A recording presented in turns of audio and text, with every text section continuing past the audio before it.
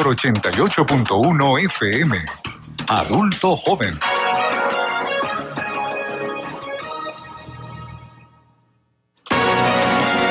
Es lunes de Pedagogía Económica. Nos acompaña en el estudio, como todos los lunes, el economista Víctor Álvarez, quien además es Premio Nacional de Ciencia. Buen día, Víctor. Buenos días, Gracias Giovanna, por estar con nosotros. Gracias a ti por este espacio para que conversemos con tu audiencia sobre la economía. Así es. Sabes que me encantó la propuesta que hiciste para este encuentro de hoy, ¿no? Víctor propuso que conversemos un poco acerca de cómo han venido haciendo y qué deberían hacer en lo sucesivo las alcaldías y gobernaciones para sobrevivir ante la disminución del situado constitucional, es decir, el presupuesto que el gobierno central da a estos gobiernos municipales y regionales desde que cayó la producción de petróleo y la venta de petróleo en Venezuela, ¿no? ¿Cómo han hecho las alcaldías y gobernaciones? Bueno, están tratando de sobrevivir, ¿no? Quizás es bueno explicarle a quienes nos oyen que un concepto para que podamos explicar bien este asunto, y es el situado constitucional. Sí. No sé qué es eso del situado constitucional. Bueno, ese es el porcentaje de los ingresos fiscales que recauda el gobierno central, que debe transferirle a las gobernaciones y a las alcaldías para que éstas a su vez puedan financiar sus proyectos, pues la reparación de las calles, de la vialidad, el mantenimiento de las plazas, de los espacios públicos, la recolección de la basura, etcétera. Durante muchos años eso se pagó con cargo a la renta petrolera. Pues en esos años en los que los precios del petróleo eran muy altos, que el país exportaba más de 2 millones y medio de barriles, la tubería de petrodólar pues alcanzaba para que todas las gobernaciones y alcaldías recibieran su plata, ¿no? Por eso aquí no ha habido una cultura tributaria como uno la ve en otros países, ¿no? Donde todo el mundo tiene al día el pago de sus trimestres de la matrícula de su vehículo para poder circular, todo el mundo tiene al día su derecho de frente, el impuesto predial, ¿no? Que esos son impuestos municipales. Son impuestos municipales, sí, porque hay un conjunto de impuestos centrales, pero hay unos impuestos municipales.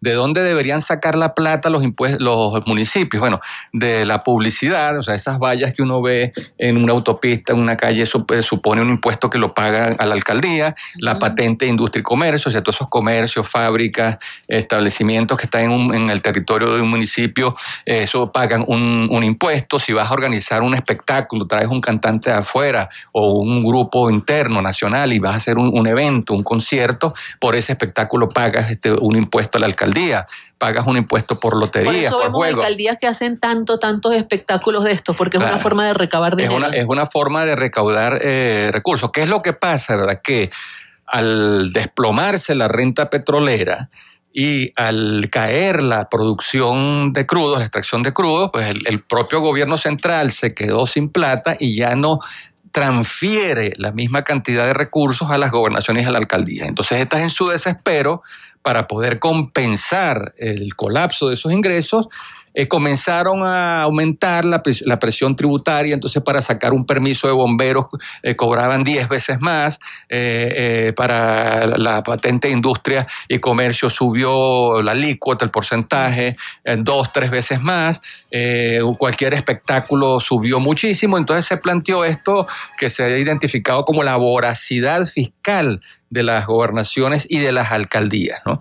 Eso fue sobre todo cuestionado por los gremios empresariales, por Fedecámaras, con Secomercio, con Industria, que se han quejado de la enorme presión fiscal que están ejerciendo las gobernaciones y las alcaldías para compensar su caída de ingresos, ¿no? Entonces esa es un poco la situación que está planteada en estos momentos. De ahí es donde sale la plata, esa es la manera como están haciendo las gobernaciones y las alcaldías para poder compensar lo que ya no reciben del gobierno central bajo el concepto de situado constitucional.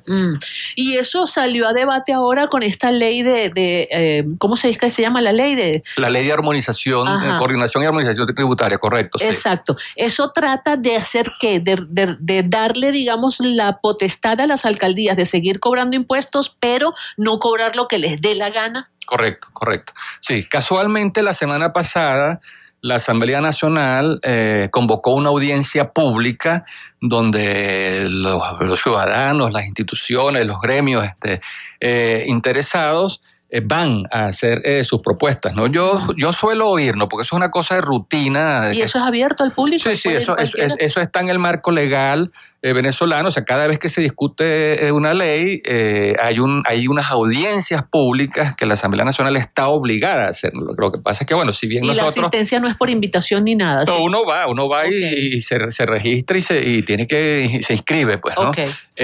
Por supuesto, para las leyes que son de mi interés, por las cosas que yo trabajo, yo suelo ir a esas audiencias públicas. La semana pasada hubo una, nosotros los ciudadanos tenemos ese derecho, ¿no? Esa oportunidad para hacer nuestras propuestas. De hecho, yo mandé una, que es la que quisiera desarrollar hoy aquí, pues, ¿no?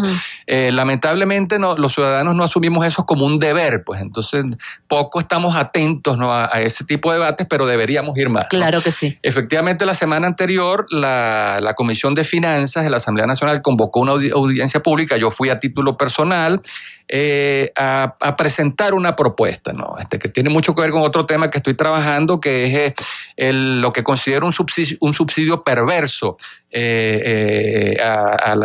o los subsidios perversos en general, particularmente a los combustibles, ¿no?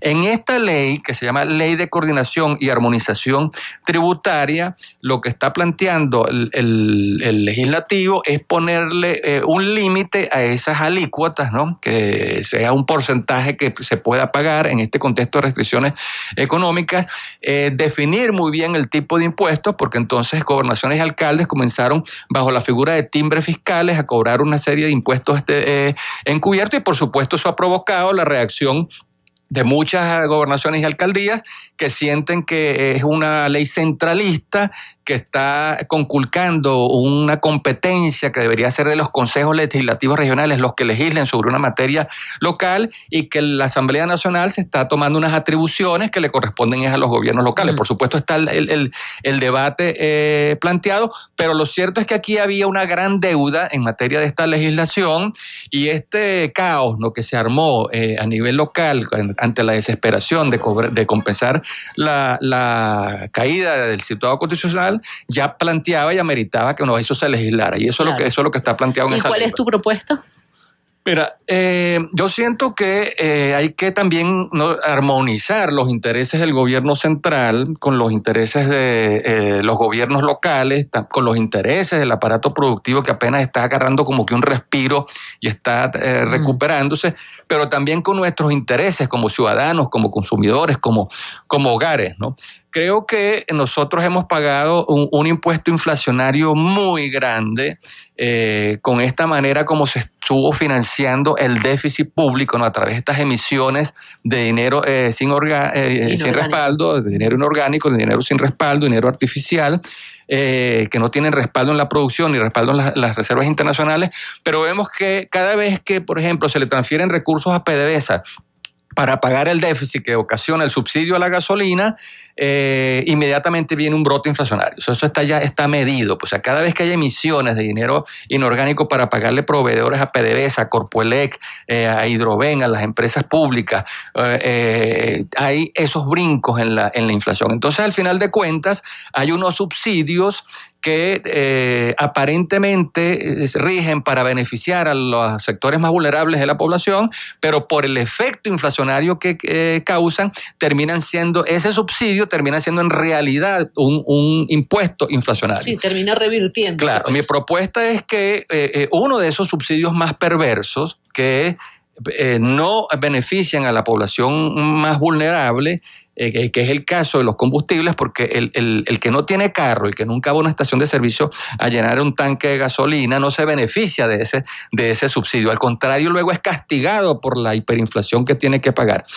Y no se beneficia por la vía del transporte público. Claro, pero ahí se puede mantener el subsidio del combustible al transporte público, y si las gobernaciones y los gobernadores y alcaldes pueden poner un impuesto a la gasolina que se vende en su jurisdicción, en su territorio, que venden las estaciones de servicio, pudieran compensar lo que dejan de recibir del gobierno central por situado constitucional. Y con eso que recaudan pudiera invertirse entonces, uno, en el mantenimiento de la vialidad, pública, que uno siempre se sigue quejando de los huecos, que te daña el carro, que te rompe que mucha gente no sabe de quién tiene la responsabilidad, de quién es competencia. Eso. Hay unas vías que son competencia del municipio, otras regionales que son competencia de la gobernación y las nacionales que son competencia del Estado. Pero por donde uno va con su carrito, ¿verdad? Que acá que se te daña y que tienes luego que invertir una gran cantidad de dinero en reparar eso, bueno, que esas alcaldías con eso que recauden puedan mejorar la viabilidad como un proyecto clave. Y el otro sería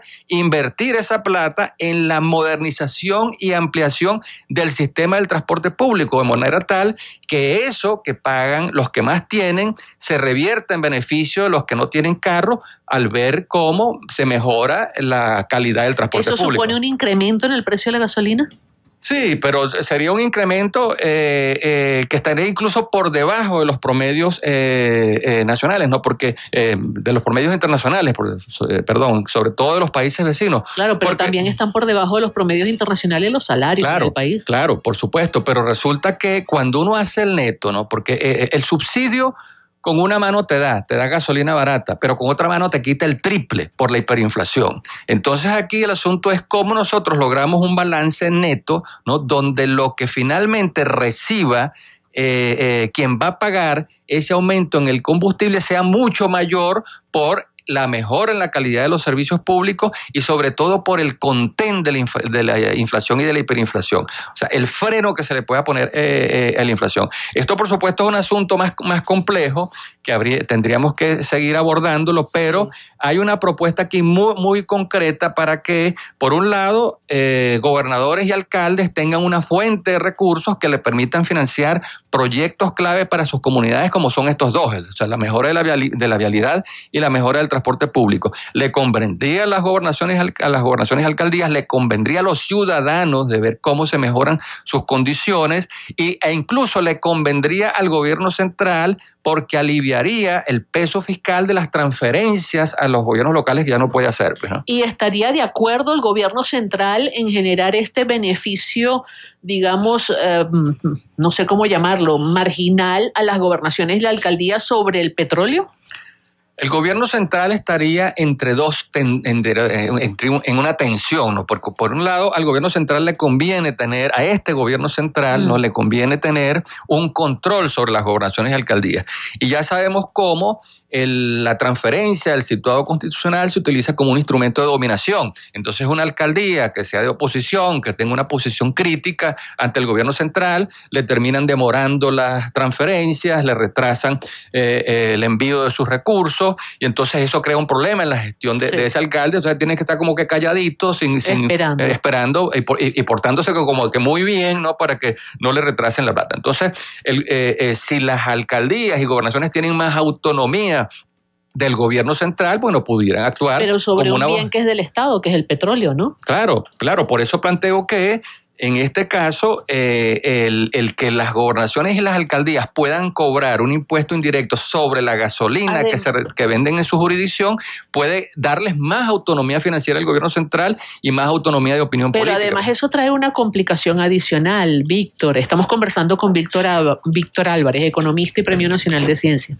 Digo que trae una complicación adicional porque no todas las alcaldías y gobernaciones cuentan con comunidades capaces de asumir en la misma proporción un incremento en el precio de la gasolina. Me explico, hay municipios donde hay mayor capacidad adquisitiva por parte de la gente y hay municipios donde la capacidad adquisitiva es sumamente precaria. Entonces, ¿tendrías que poner un precio por municipio? ¿Cómo se manejaría eso? Claro, fijas unos topes, fijas un techo.